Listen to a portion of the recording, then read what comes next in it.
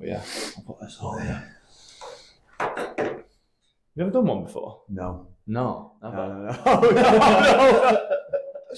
I was like, when I asked, I was like, I wonder if he's ever done one. I wonder if anyone's ever done. Yeah, I had actually, tell a lie, I did a little interview with one of the members, Sarah. Maybe a couple of years ago now. Yeah. But that was, what was that for? That was, yeah, she just like, I don't know if it was a podcast or just a video or something like that. But yeah, she dove into a few questions regarding unity and stuff like that. So yeah. But yeah, no, I've not like sat down and been mic'd up and cameras on and stuff like that. Honour, I appreciate you doing it. I know you're a busy guy. So obviously we've known each other for a little bit now, but when we chat, it's like at the gym or when we're being treated. So sort of for me, this is like a selfish reason as well, for sort of get to know you a bit better. And sort of the proxy of doing it through this, like it's nice. Big stop behind the scenes. Yeah. But see sort of like your journey as you like Mr. Unity. Got this, the growth of that, which is massive. Like, because I remember, I've always picked up, like, when I'm being treated by you have that thing on your wall, don't you? Like the anniversary of 5 years, which was in like 2019. Yeah. Like that.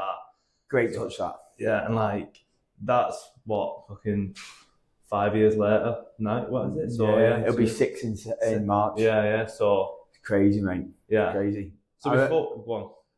Yeah, I was just going to say, like, I still remember the day walking, because obviously I had the clinic in a gym in Southport. Yeah. And I still remember walking to the owner of that gym, who's still a client to this day, Mark, saying, look, mate, I'm going to be packing up in February, like in the new year, and going to start my own gig and stuff like that. But yeah, to think that'll be like 6 years, this, and like, yeah, time, they talk about like how time flies and stuff like that, and it does in the present, but like, looking back over the 6 years, like, wow, my life has changed. You know what I mean? Like, obviously, not only professionally, but personally as well, and things like that. So, and I think that's something you don't do when you're so busy. And I'm not saying it's like, I'm not like, you don't have to live your life like what I do, but like when you are so busy, you don't look back enough. And you don't like, there's always moments where like I actually sit down and think, wow, fucking hell, like I've come a fair way here, you know what I mean? But yeah, it's great. Yeah. I love it. So going back, we'll sort of get to Unity.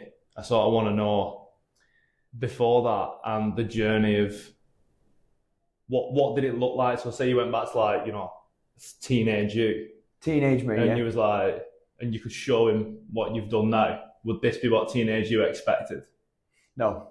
So teenage me, obviously playing football, playing rugby and stuff like that. I've always been a massive sports enthusiast. So, and then I had Osgood-Schlatter's disease growing up as a kid, and it riddled me for like a full season.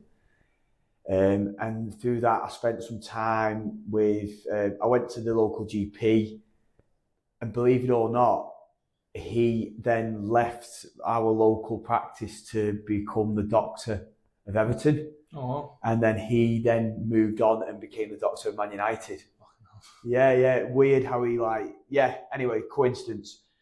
But spending a bit of time with him, and then I had like relatives who knew physios and spent a bit of time with them. And that's when like I developed the interest of like the whole injury side, the musculoskeletal system, the rehab side.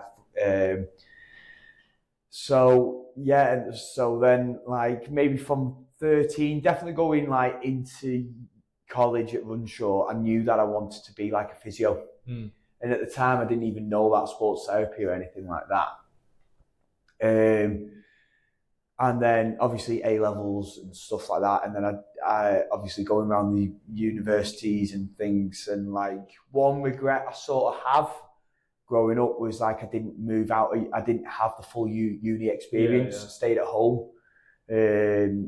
Just for like, again, financially and stuff like that. I was thinking of debt and things like that, which looking back, I shouldn't have been. But then I came to Edge Hill, and obviously they offered this sports therapy course, and they were saying like it's basically physiotherapy, but focused more specialised on like the skeletal side. You do more experience in sport and things like that, and how there'll be great opportunities in the. Anyway, they sold it to me. Yeah, got you in. Got me in. So, but again, I don't regret coming to Edge Hill because again, it's obviously been one of the breadcrumbs into my little trail. You know what I mean? Yeah. So, so I came to Edge Hill, did me 3 years, loved it, and then, but the goal was always to work in sport. Yeah. Obviously, sporting background and things like that. I always wanted to work in a club. Obviously, you want to work in the higher leagues of any sport and the elite standard of sport. But coming out of the degree, and then finding that it was still very difficult to find work, and obviously it's a very high demand. Like with any sport degree, it's very hard. Yeah. It's again, a lot of it is who you know, not what you know. You need that door, and doing loads of placements and working at various clubs and things like that. Like it soon was apparent to me that like it wasn't maybe what it was cracked up to be. Yeah. So then I took a job working for a lecturer, doing a little bit of like treatment, but again it was courses all over, like not courses, clinics all over like the UK. Yeah. No, I say that's wrong, but like over the northwest. Yeah. So like on a Monday I'd go to Ormskirk, Thursday I'd go to Rill, or Wednesday I'd drive down to Rill, and then it was a here, there, everywhere, only for like a couple of hours at a time. And a lot of work for a lot of like mileage sort of thing. Yeah. And again, didn't really enjoy it. So then that's when I started. Anyway, got made redundant from that job. That business folded quite quickly. Yeah. And then that's when I started working in a private practice in Southport. Literally, the lady who owned the clinic I used to serve her in Tesco Express. Yeah. So when I made 2 and 2 together, I made an effort to speak to her. Yeah. And sort of dropping in conversation where I was at. And then she was like, oh, well, if you need any experience, come down and speak to me anytime. So I literally went the next morning. Yeah. And made an impression, and then I shadowed her for a week, and then she gave me a couple of clients, and then I started building like my own clients under her name up and things like that. But then through this, it was all like, obviously, like she was a very successful business owner and she was very good at what she did, but we did it her way. Yeah. We did it her way, which is fair enough. It's she's the boss at the end of the day, so you do as you're told. And then at the same transition as this was all going on, I wanted to try and open another door into the sporting world. So I was then looking at like S&C courses and stuff, which then exposed me to weightlifting. And then I remember going to my first weightlifting workshop as part of this accreditation with the UKSCA, and thinking like, fucking hell, this is hard. Overhead squatting, never done this before. Cleaning, but I enjoyed it because I love a challenge, and I love like wanting to get competent at things that I know like I'm not good at. And then I started following a few weightlifters on like Facebook at the time, and I was like, God, that looks so good. Like I could see how like it drew me because it encompassed so many aspects of fitness, like mobility, power, strength. And obviously it just looks dead cool when someone's flicking a weight straight. Fucking slick, yeah. So that's when like I started like doing the whole S&C game. Doing my accreditation with the UKSCA, whilst also working for this other clinic in Southport. And then the clinic moved to a different location in Southport, and I approached her with a wage because this one was like basically saying like, in 12 months' time we'll review it and we'll look to like get you give you a wage and stuff like that. So I was doing enough. I was doing enough work for the business that and she never mentioned anything, so I approached her with it. And literally within like 4 weeks after that, she told me she was like she fell pregnant. Yeah. I think she may have gone a little bit too big too soon. Yeah. But again, she basically said, "Look, I'm going to be closing the clinic down," and she said, "Oh, I can rent the business off her," but like she just meant the unit, not the building, not the actual name. The clientele and stuff. Yeah. She was still going to do that from home. So then I like jumped ship. Yeah. I went on my own at the start of what are we now?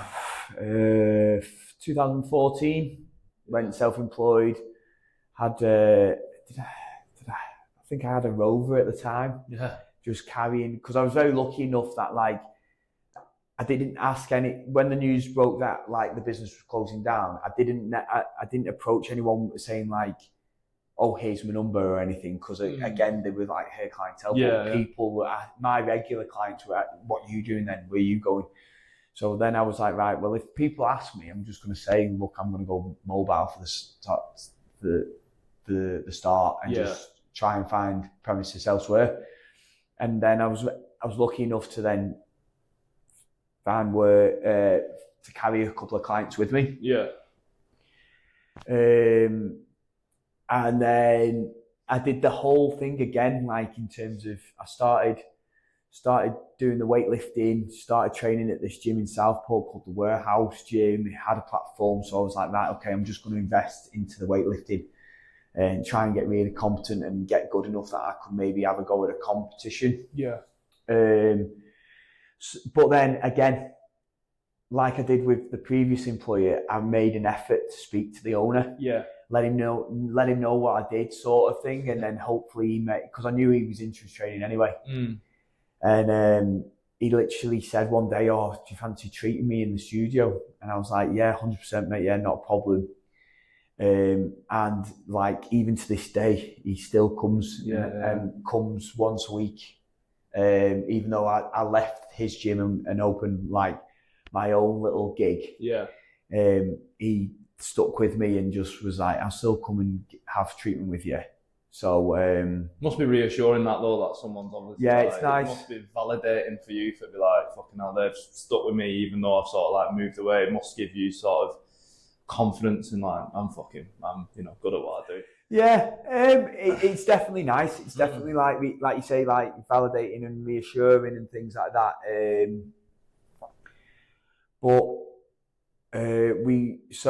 Then I went from the studio. Then Mark was like, "I've got this storeroom at the back. Do you want it? Like, do you want to rent it off me?" I was like, "Yeah, great, let's do it." So then, like at the end of 14, I had my own little premises in the gym in Southport, and then again, because I like to goal set, again, like anyone like in life, like we all do. Like I was like, right, okay, within the first 6 months, I want to get to 20 regular clients a week, totting it all up, and that'll be good. That, and then it was like, right, okay, 20, okay, let's go 30. Yeah. Okay, can we get to 40? And like within 6 months, eight months, I was doing 40 a week. Don't get me wrong, like there was days where like I'd turn up at the gym and I'd treat someone at 8 o'clock. Yeah. I'd do a bit of training, do a bit of lifting, and then I wouldn't have anyone then till 4 o'clock. But I just stayed in the gym. Yeah. And just made sure that like the members knew my face, and the PTs and stuff like that. And again, so it all paid off. And then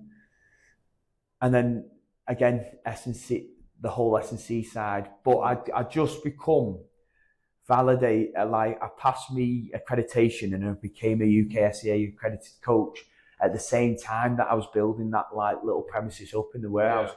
But because I was doing it my way in terms of the treatment, in terms of the note taking and all that lot, I was enjoying it a lot more because I was seeing more reward. Like I was hitting them targets, I was seeing the reward, and I was like, yeah, like I'm thriving off this. You know what I mean? So I never really pursued a job as an S&C coach off the back of that. But again, it wasn't a wasted thing because I took so much away from that in terms of programming. Like, again, it exposed me to different, like, to dive into that rabbit hole of programming and strength training and weightlifting. And then, like, obviously I was weightlifting and, like, people were coming up to me and saying, oh, like, that looks like dead good. Like, will you do one-to-one to me? Yeah, of course I will. Yeah, not a problem. And then that's when I, like, did me level 1 and level 2 in weightlifting with the British weightlifting. With British weightlifting, coaching badges. And then I started doing one-to-ones, and then Mark was like, would you do a weightlifting class? I'm like, yeah, of course I would. And he used to pay me to do that. And but then I always then sort of knew that, like, I wanted to have my own gig in terms of, like, a gym and a clinic. Because I won a scholarship. When I graduated, I won a scholarship to Canada. Like a nationwide scholarship. So I went to Canada for 6 weeks to work in sports like ice hockey, gridiron football. Wow. Yeah, it was fun. It was a fantastic opportunity, and I was very lucky to win it the year that I graduated. But then that, like, I spent a week, like, just outside of Toronto in, like, a clinic where, like, people would come and they'd get treatment, and then they'd have, like, a little rehab area, and, like, you'd have, like, physical therapists going through the rehab and stuff like that. So I enjoyed that week. That was, like, quite a highlight of my week. Because, again, it was just, I like the balance of it. Do you know what I mean? So they had that, and then obviously doing so well at Unity, at the warehouse gym, I felt like I was hitting a ceiling. But then it was never my own, like, the ceiling was never mine. Like, obviously, like, Mark had the gym, Mark had the building. So, like, I knew that, like, he could easily just sell the business and then a new owner could get it, and then it could all go P-Tong. So I then decided to, like, open Unity, and so I left, like, I think I was there, well, it was March 19 I opened Unity, so I left there February, March, so I'd just done 5 years, mate, was it? Could be 5 or 4 years at the warehouse. And then, but again, diving into the whole evolution of Unity and what it is today, like, the gym itself has evolved, but I've evolved with it. And I'm not afraid to admit that. Like, I think some people can be very stubborn. It's very dogmatic fitness. I found, sorry for interrupting, but I found with other gyms I've been to, like, and just coaches, people are sort of like, this is how it's done, and there's no sort of room for, change and development. I think it's, obviously you can see that with Unity, and just talking to you now, that you don't allow yourself to be sort of bear that cross. You want to sort of develop, you want to always get better. 100%, mate, And I think that's where you obviously see, like, the success where you're getting to now. But sorry, I just wanted to No, I like it, mate. I like it. It's nice to hear, because you are bang on with it. Because when I first opened Unity, it was like, if you ever dive into if you dive into the archives of Unity, it was very much weightlifting orientated. 5 wooden platforms, a rig, bit of turf, and again, it was very, like, I'd gone with, like, a very strength-based sort of approach. But then I went into a business park, and I got a unit that was next door to an accountancy firm. So obviously we're dropping bars and things like that, and within the first week, I knew that it wasn't going to be Unity, forever home.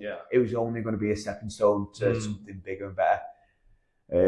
Because obviously we get noise complaints, and, like, it wasn't their fault. It wasn't my fault. I thought I made it clear to the landlord, but again, anyway, whatever. It was nobody's fault. Like, it was just bad. Was it bad? It wasn't bad luck, because obviously it pushed me on to doing what it is today. But anyway, a learning curve. It was a learning curve. So then, at the time, one of the coaches that I had did CrossFit, and he could see I was getting all stressed and like obviously like, but I was trying to find ways like building like an acoustic wall and stuff, and he just basically said to me, "Why don't you just do my training with me instead of like doing the weightlifting and putting pressure on yourself? Just come and do a few workouts." And then obviously like my best mates, George, Ben and Ian, they all joined Unity and they got into the whole CrossFit, functional fitness sort of thing. Yeah. And then, so then that's when the whole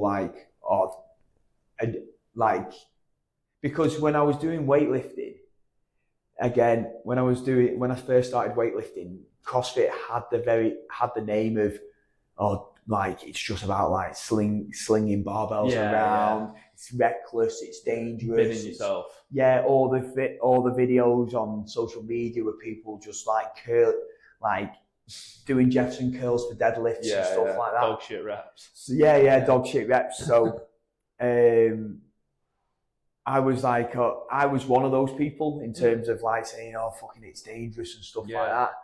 But then once I got into it, and I could apply my weightlifting knowledge and coaching and experience to it, I started to enjoy it because and obviously the whole functional fitness industry has evolved in terms of like, it's definitely not what it was 5 years ago. Like obviously the standard of athletes has improved across the board, but also like the coaching's developed, the applications, the theory, everything's developed with it. So it is, so like nowadays it is like, it's completely different to what it was like 10 years ago. So I got into it. I started exposing myself to a bit of programming, doing my own thing and stuff like that. And again, as Unity's evolved into what it is today, I've definitely evolved as not just an athlete, but as a coach as well. Yeah. So that's basically like the journey of Unity so far. And like we started off with 5 wooden platforms. We built a community of 40 going into lockdown. We then obviously lockdown hit. We were outside, and then the unit that we're in now had a fire in it in lockdown. And then it was just one day because I could go back to work with my therapy sooner than I could with the Unity. Yeah. So I was just driving to the clinic one day, and I was like, I wonder what they're doing with that, because it was like untouched for months. So again, I treated the estate agent before, because he used to go to the gym in Southport. Just phoned him up and said, what's the crack with this unit here? He was like, believe it or not, Rick, like the landlord's just been on to me. They're going to start refurbing it in a few weeks. And I was like, have you got any tenants? And they know that we were looking for tenants, and said, well, I'm keen. Yeah. So I got first dibs on it. And I literally like ran away from the first unit. Yeah. Like a few people, like when we made the transition, "Oh, were you sad when you left?" I'm like, no. Because 1.0, like you said, was a learning curve. It was just a case of I was investing so much time and energy and emotion into just keeping the business there, like buying foam pads, putting acoustic walls up, changing the flooring and all that lot. That like I felt like I didn't really invest in growing it. Because counterintuitive almost, like you were sort of like sacrificing the growth just to maintain it. Yeah. Pissing people off and it affecting your business. Yeah, for sure. So then, and then like ever since 2.0 has happened, it's just snowballed from there. Yeah. So yeah, it was, and like to say like that's 6 years in March. Well, 6 years since we did our first class at Unity is. Yeah, it's crazy, mate. Yeah. And when you hear that, like, I think the key thing, sort of going way back to when you were talking about the woman that was sort of your manager at her clinic and she got you in, just, you've always seized opportunities. Just when you was like, you said in Tesco Express, you was like, right, I'm going to get on it and I'm going to like prove my point here. And is that something that you think has just always been instilled in your character to be like, why not me? Just seize that opportunity and go for it. Like you said, with 2.0, he was like, is there a tenant? I want it. Like, it seems very much that that's a reoccurring theme through everything you've just said, that it's like, I will put my hand up to be counted. And do you think that's something you've always had, or something you developed as you got older? No, I think I've definitely developed it. Because like I am a firm believer that there's never a bad experience. Yeah. You never have a bad experience. No, you always, it may not be a nice experience. It may be like it may be an accident, or it may be like you fucked up or something like that. But you can always learn from that. Definitely. You can always improve on that. So like going to placements, not getting paid, driving, I always knew that and even with 1.0 in the quiet days, like turning up at 6 o'clock for 6:15 for 1 and 2 members in a class, I was just like, no, come on, because it'll pay off, and just keep going.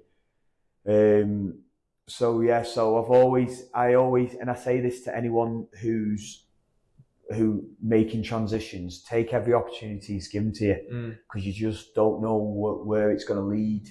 Whether that it may open another door, or it may make you learn as an individual, as a coach, as a professional. So there's never a bad experience. It's hard. Obviously, you've got to grasp for it, things like that. You may have an opportunity and you think, oh yeah, this is gonna be class, this is gonna lead to something, and it never does. Yeah, it falls through. You just got to move on to the next one. So where do you think that, you mentioned there about sometimes it being a fuck up and sometimes it not being exactly what you envisaged the opportunity to be. When them fuck ups come around and then that shit storm happens, what do you do to sort of cope with that? To not fucking wallow in self-pity. Some people, something happens to them. I know I can definitely say I've done it in the past where something fucks up and I'm like, oh, woe is me. I'm just going to fucking take this really badly and not push on past it. Is there anything that you do to sort of talk yourself out of that? Or is there any strategies that you have for sort of I'm not going to let this beat me? Oof, good question. No, again, I am very lucky in the fact that yes, I do work hard, and I do, and obviously, with that hard work comes success and things like that. But I've been very lucky in the fact that I've had a lot of constants in life. Yeah, when I say constants, I mean family, close friends, that close inner circle, that circle where you can lean back on it and it'll throw you back in and things like that. And it's just, when things haven't gone the way, I always sounds a bit cliche, but I always just think tomorrow's a better day. Yeah. Tomorrow will be different. And you just sometimes and I think it's good to well, it's not good, but I think as human beings, we all have those days where it gets on top of you and you're what's going and it does that whole. I remember someone telling me it's a bridge that vehicles go over. Sometimes that bridge jams, you know what I mean? And there's the vehicles, the processes can't go past because you're so you are wallowing in things. Yeah. But you've just got to make sure that even if it's just a small change or it's something, you've got to always take that step forward, no matter how small it is. Even if it's just a little change in your routine, or be making sure you can always react rather than redact. Is it? Reject it or recoil from it, redact from it. Redact. So you always have to react to a situation, no matter how big, how small. Just attack it at all. Just attack it, but attack it with sense as well. Yeah. Don't rush in. Again, we're all going back to it. We're all humans, so we all sometimes rush into things and react to things with emotions and stuff. Whereas I've learned in business, sometimes, I'm not saying I'm Bill Gates or anything, but what I've like I've always tried to be patient with the decisions that I make. Like it's so easy to make those snap decisions that those snap reactions were like that domino and then just just like if you're having a bad day, just literally just reflect on it. Right, what am I going to do? Okay, I'll do that tomorrow. And you mentioned there about like rushing in and attacking it, and obviously your sort of ethos is to sort of like address it and then act on it. Has there been times in the past, and I want to sort of touch on, you mentioned there about almost like a safety net with your friends and your family and sort of there to catch you and help you back. Have you ever been sort of guilty of rushing in and maybe working too hard and applying yourself? And is that where sort of the safety net can come in sometimes and pull you back? Because I know there's been times when I've been so fixated on something that other things sort of go to the side just because I'm hyper focused, and people have pulled me in and be like, don't burn yourself out, don't do this. Have you ever gone to that sort of place of like, someone needs to pull me back a bit? I'm probably, obviously, yeah, and it'd be the whole burnout thing in terms of like, obviously, like you work hard, you put the hours in, but then you don't really realize what you're doing to yourself, and like you then start snapping at people, you start like letting things get on top of you and things. So by like having that circle, like they're there to like to say, you know, like you're doing all right, just keep going. You know what I mean? Like just take your foot off the brake. Like Unity's going to be there. Like you don't panic too much. And how is that sort of? Because I imagine you've got a lot of expectation for yourself, because you can just hear by the way you talk, like you have standards that you want to set yourself. And how is it to, especially in fitness and gyms, to navigate them peaks and troughs of like, some months it might be like, you know, really good. Obviously, other months it might not be as good. How do you sort of like navigate anything like that in business to be sort of, right, let's not get this on top of us and just have that forward thinking? Is that where you, again, go to that circle, or is it just you're in the game now and you realise that it just comes with the territory? Obviously now that Unity's doing as well as it is, and it's like the biggest it's ever been and things like that, I am like, going back to you touching on like expectations, I do hold myself with high expectations, and like I am sort of like addicted to success, and I'm addicted to work, like in terms of like, right, okay, well, we hit the 100 mark, right, okay, let's go to 125, let's go to 150, and like, but obviously the bigger you get, the harder it gets. And obviously the fitness industry's massively developed, like in terms of like competition and things like that. Like when I opened Unity, there was only like 3 gyms within a 10-mile radius, whereas now there's like double that, if not like probably 3 within a mile. So obviously there's more competition out there, so people are more drawn to it. So but again, I'm lucky in the fact that like I've got that group of coaches, and obviously Katie, my wife, and like Ben, who's my best mate, and like I see every day. And like even like other, like all the other coaches, they're there to like say like just chill out, you know what I mean? Like don't like, again, don't react to what's going on day to day. Do you know what I mean? So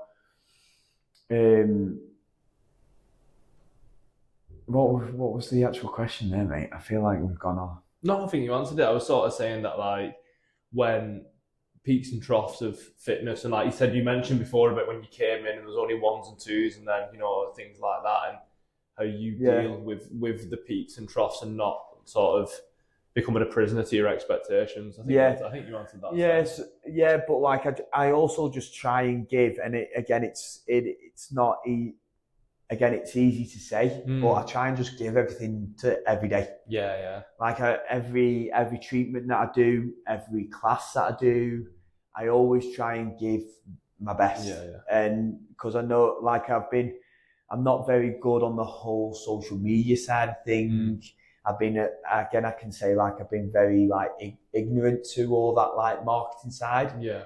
And like, because I just have relied on the service doing the speaking for me. Yeah. And I sort of did that with the therapy, but then also carried that on in the gym. Yeah. But like, again, I'm very lucky enough to like employ someone now to come on board and help me and Katie out with that. But in terms of navigating, I try not to. And one thing I do is I try not to get consumed by the numbers. Yeah. You know what I mean? Yeah. Like, I've never like... Paralysis by analysis. Yeah, like, because like, I've got that personality that like, if I do start sweating about the numbers, I'll get consumed by it. Yeah. So I'm like, right, okay, well, like, we're looking at classes, weekly classes now, right? Okay, focus on that rather than like what actually is coming into the business and stuff like that. So I just try and navigate by doing as much as I can each day. And obviously just always reflecting. Yeah. Always reflecting, like, always like programming sessions. How did everyone react to that session? Like, obviously my treatments, like, could I have treated someone better? Like, I should have done this, should have done that. But also like that was class, that class. Yeah, like, everyone was buzzing, like happy days, you know, job done, bank that one. Yeah. So yeah, that's how I tend to do it. Just attack each day as it comes, really. Boss. And you mentioned there about, you know, the classes and things like that, and the members and the number of people that sort of come to the gym. Yeah. How is that responsibility of having that many people? Because like you and the coaches and, you know, the staff of Unity, people obviously look to you for sort of advice, what they should be doing when they come there. I'm just interested, how is that responsibility to have that, or is it just something you don't think about? You know what, mate? I probably don't think about it. Responsibility in the gym, that again, it's a great outlook. Like, it's a great perspective on it, but I'm just trying to think now how to attack. Like, I don't really feel the responsibility to like look after it, but I always, again, going back to self-expectations, like, I want to make sure that like I'm also having a good go. Like, again, like, I'm putting everyone through this these punishing workouts, or but like, I'm doing it as well. Yeah. And I'm very lucky in the fact that like I've got obviously a solid group of coaches. Like I treat many people in the self-employment game, in the business industry, and like, one of the first gripes that they talk about, not necessarily just in the fitness industry, but like in any industry, is staff. And again, I don't have that stress. Yeah. Because again, as the gym's evolved, those key members of Ben and George, they're now coaches, and the solid coaches, and then obviously my wife Katie, she's a coach, and so it's great to, like, I probably don't feel that responsibility because of those guys as well. So well spread. Going back to that inner circle. Yeah. And it's so nice to, like, when we do go to competitions and stuff like that, or we do speak to people outside of Unity, everyone talks about how welcoming Unity is. Yeah. And that's a key cornerstone for me, that in terms of when the buzzer goes, I expect like people to like get stuck in and not like muck about and take it as not necessarily serious, but like apply themselves. Yeah. Like, enjoy it. Like going through that journey of like, again, some people will be like, oh, I'm not feeling it today. I'm like, that's fine. Like, I'm not holding you. Like, you coming to class is not me. Like, I'm not watching you to be like, oh, well, I'm not holding you in any sort of standard or expectation. Yeah. I'm just looking for, like, are you enjoying yourself? Are you enjoying yourself? And like having a bit of banter at the end and having a bit of banter during the class when it's appropriate. Like, again, I think that's very crucial to having a gym very much like Unity. That community is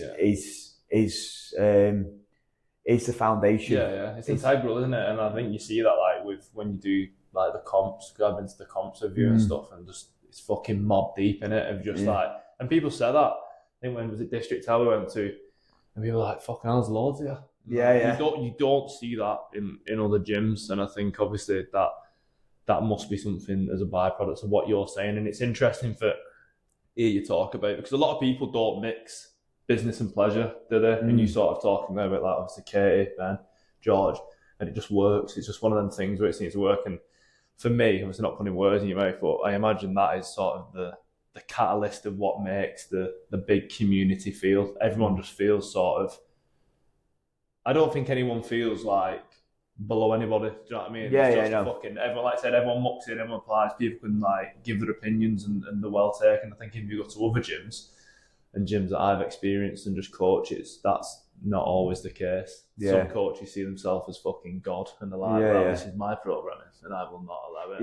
I think that's such a cool thing. And that was a big question that I wanted to ask you, was sort of like, again, maybe responsibility was too serious of a word, but like sort of having that as, because I imagine people do come to you and sort of reach out to you and things like that. And obviously you've got all your own sort of stuff that we're getting on with and navigating that. It's just it's interesting to see how you I thrive off it though. Yeah.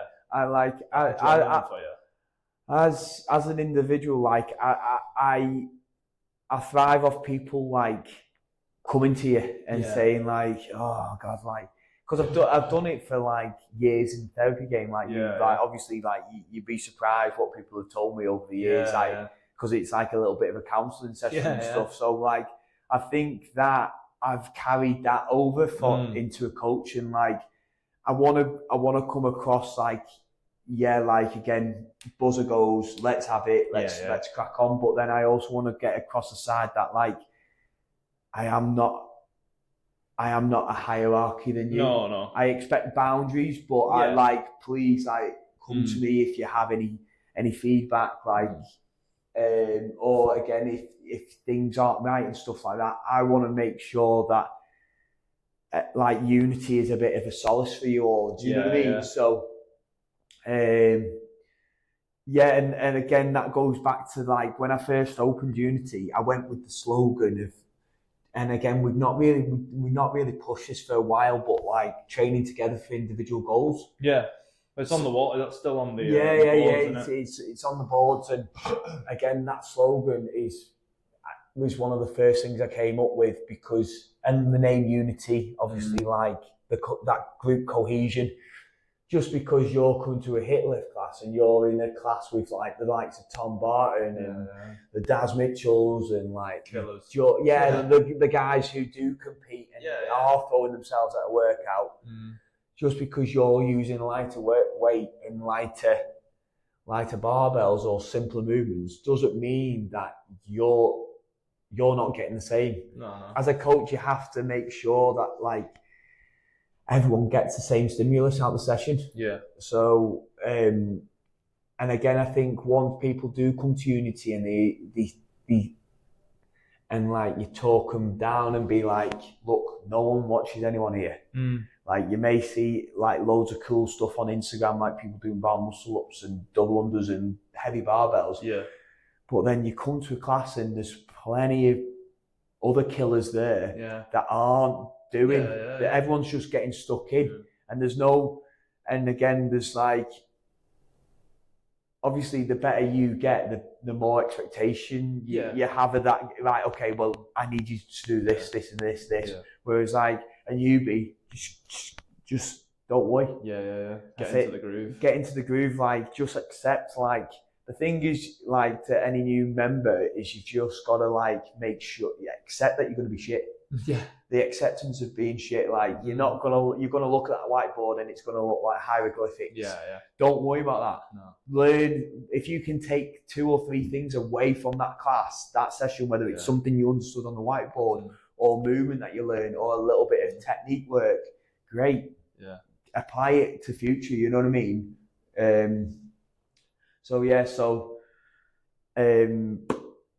the training together for individual goals is again what another, along with the whole community, is a cornerstone that I try and get across as much as I can. Yeah.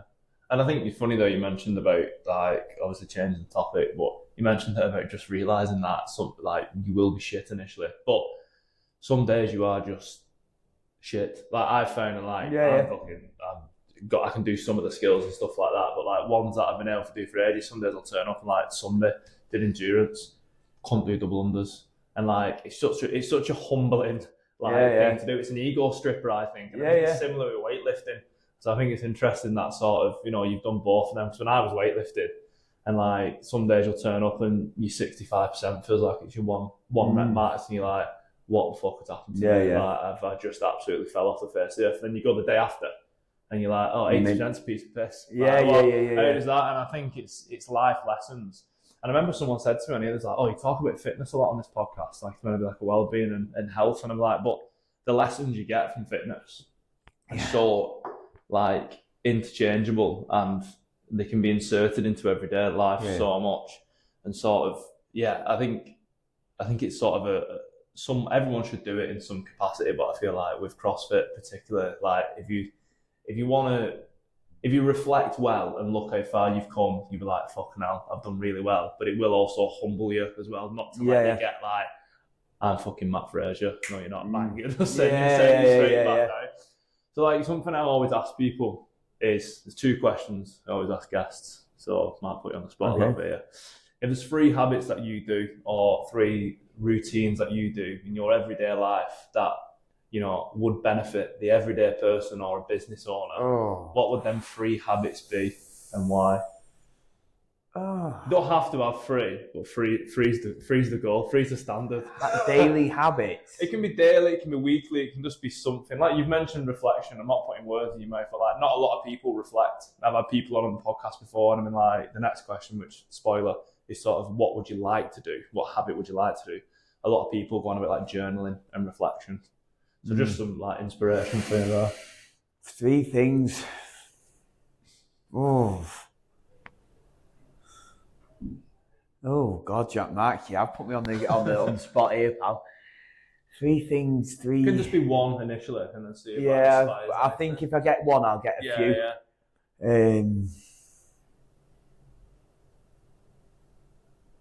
Weekly. Don't know. Stump me here, mate. Would you want to do the one like if you could introduce something? Like if you could introduce one habit into your daily, weekly, or just life, habit or routine that you've done in the past and stopped doing, or you've never done before and you'd like to do it, what would that be and why?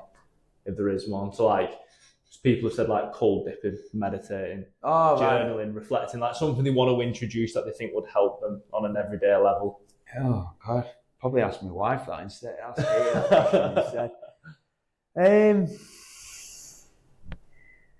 Little habits that I have, and I know I've got loads because obviously we all have habits. Well, I think I'm not like putting words in your mouth. Like, the reflection one's massive because I could be better at that, and not a lot of people are. But you seem to be. You said you don't always do it, but like just from talking to you, you have this reflective process that allows you to sort of be, I'm here, I was here, and I want to be here. Yeah. And I think a lot of people always have this. They always like, I want to be here. And they forget these 2 elements. I definitely do it. So like the podcast is an example. I'm always like looking at where I want to be. Why am I not like that person? Why am I like that? But sometimes I have to sit back and be like, well, once upon a time, I didn't have a podcast and I had no subscribers and I had no listeners. So to be where I am now. Yeah. So I look at that and I'm like, it's fucking boss man. Yeah, so obviously I always, like you've just touched on, I always reflect. I always like giving everything to it every day. In terms of like loving what you do. Yeah. Like I'm like if I was to win the lottery, as mad as this, you wouldn't give my job up. I'd work less. 100% I'd work less, but I would. I'd definitely, because like being, I think giving everything, like obviously, like giving everything to your day, and you're seeing the rewards and stuff like that, and getting those mini wins. You've got to like relish them. You've got to like I wouldn't give up work now because I've worked too hard to get to this point. Yeah. Do you know what I mean? Yeah. And I love like, I just like seeing people progress, improve, whatever. Like it's become an extension of you. Is that fair to say? Like, it'd feel like if you stop doing it, it'd be like losing your arm. Yeah. So yeah, I try and give everything to him every day. Yeah. A daily habit that I do is I always make the bed in the morning. Yeah. Like again, like there's a little habit that I don't do daily, but again, Katie would say this is I love watching like YouTube motivational speeches and stuff like that. Yeah. Because I like listening to it and applying it to my day. And that drives me as well, like consistency, discipline, like the whole like Denzel Washington speeches and like the Matthew McConaughey's and stuff. Have you heard the Jocko Willink one? Good. Don't worry, it's on about like he had a subordinate when he was in the Delta Force, and like his subordinate would always come with an issue, and like one day he come up to him and was like, "Oh, this happened, but I know what you're gonna say." And Jocko was like, "What I'm gonna say?" He's like, "You're gonna say good." Because you always say good. And it's like, going back to what you said, like always taking an experience as a positive. I'll send you that because that's fucking one of the best ever. But is there a go-to one that you have that you can just, that's mine, that Jocko Willink one, good? Yeah. I could listen to that. There's one where the bed making thing comes apparent and it's the Admiral. I'll have to send it you. Yeah, I know which one you're on about. There's 5 principles. Yeah. The first one is like, make your bed, start with a good consistency, make sure everything's spot on, and you've got your first win of the day. You know what I mean? Like even if that day doesn't go to plan, you're going home to a nice made bed. Funny that, because that's the second time that's come on. Can you guess who was the other person who said it on the podcast, because you know him? Was it Hornsey? Yeah. Was it Hornsey? He said the exact same one. Yeah. So that's funny for like obviously see both sort of gym owners. He's a good guy, Rick.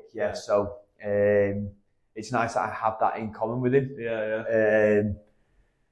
So we've said like reflection, applying yourself, like giving it everything. But again, also like appreciating it. I appreciate a lot in my life. Again, that inner circle.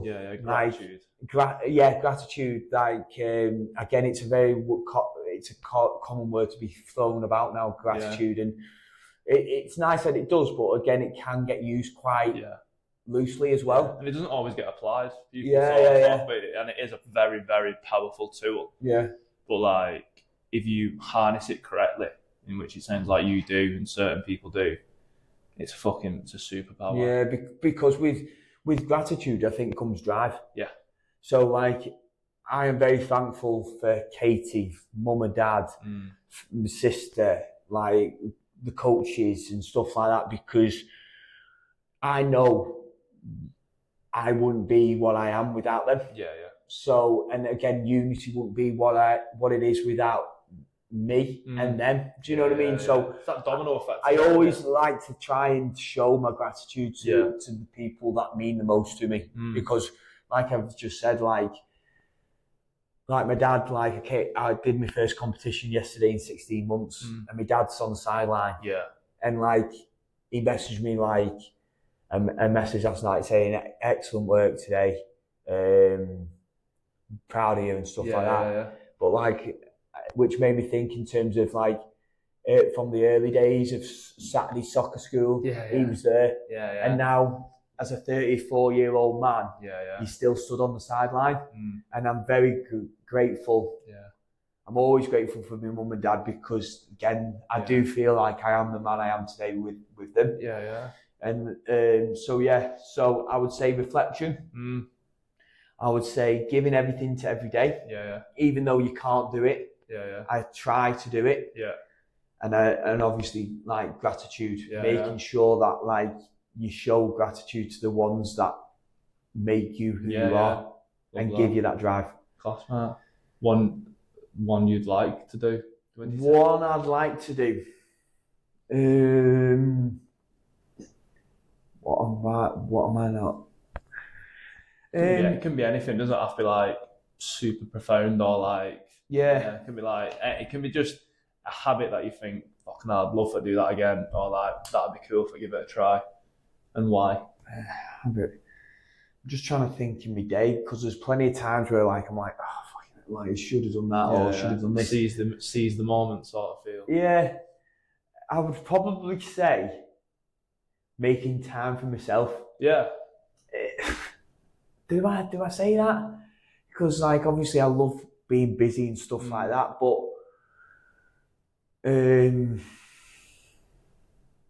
why do you think that though? Like why did that come to mind?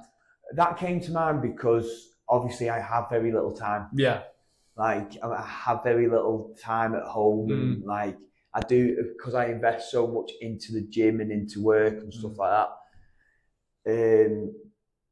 But obviously it's all for an end goal of like, obviously when the baby comes along in May, that's when like that has been my end goal with the whole work thing, in terms of when those little feet come tapping along, that's the time where everything changes for me. Workload, demand. You can reap them rewards of all the effort you've put in prior to sort of sow it after. So it's just in terms of the whole balance thing, in terms of like work and stuff. Like obviously people will say that like I have no balance. And some people have said, well, in order to get where you need to get to, you can't have balance. So finding that sweet spot for you. I'm sure there's a better one that I'd like to implement, but can't. I think that's a good one, man. I think that sort of, again, it goes back to that reflecting. It sort of ties in the other ones that you like doing, and sort of again trying to bring that in, because you said like you do your gratitude, your appreciation, you apply everything to every day, you reflect, but you also want to sort of give yourself more time. I think that like aligns very nicely with the other three, from my opinion. Anyway, but class, mate. Loved it. Okay. Well, what I do is I let people sort of tell the audience where to find them, and like your socials, Unity, things like that. So like just plug. People go find Unity. You can like, obviously you can find us at u_strength on Instagram, and obviously you can grab hold of me, Rick Stock Unity, anytime. Messages, drop us a message. Like we want to keep growing that community. So any listeners out there who are interested, who know about us, but don't want to take that step, please just take that step. Definitely should. I'm glad I did. And who knows, Unity 3.0 might be pending soon. I don't know about that, mate. I don't think I could start a new one. A lot of people have said that to me, in terms of, you'll be needing a bigger gym soon. But again, my goal with it has never been to take over the world or to build like a franchise or anything like that. I want to be. I want to have that community. The bigger you get, you obviously you lose that community. Sacrifices have to be made. And again, like looking at it this year, we do like. I feel like we have a responsibility, tying in with that, in terms of making sure, like, as the community grows, we have to do more as owners or as coaches. It doesn't neglect them sort of core. Because with a bigger community, you'll develop more pockets. And I don't like pockets. I want that, like, you rock up and you see some, like, I don't know, Dan, and be like, all right, Dan, like, you know what I mean? I don't want people just come into classes with friends and stuff like that. I just want you to, I can get a class in today, book on. That community. And doing more socials next year, and doing more in-house, like member comps and stuff like that, because again, I think it's great for individual growth as well. Definitely. So no 3.0. No 3.0. I've got a goal with the memberships. I'll take it there. I want to get there, and I get to the. Is that the other arse cheek getting tattooed? Then? Yeah. God, imagine that, mate. I would get divorced. But no, I just want to get to a point now. Like I've been grafting self-employed. I've been self-employed now. 2014. So 10 years I've been at it now. Yeah. It's time for me to, like, all being well, like, touch wood. Is this wood? Yeah, touch wood that, like, next year I can start, like, reaping the rewards of that 10 years. By having a gym with a solid community. Be like not full classes but busy classes. I don't have to be the first one in, the last one out. Self-sustainable. Great word that, mate. Self-sustainable. That's what I'm going. That's always been the word. Like, even though I may not have used that word, but you've hit the nail on the head. I've always wanted that unity to be self-sustainable. I'll always be there. It'll always be my egg. Yeah. But in order for me to sit on it and nurture it, I want to step away. Yeah. And stand from the outside and be like, that's one hell of a gym, that. I did that. Yeah. Class, mate. Loved it. Thank you very much. Cheers, bud. Yeah. How'd you find it? All right, yeah, good. Just done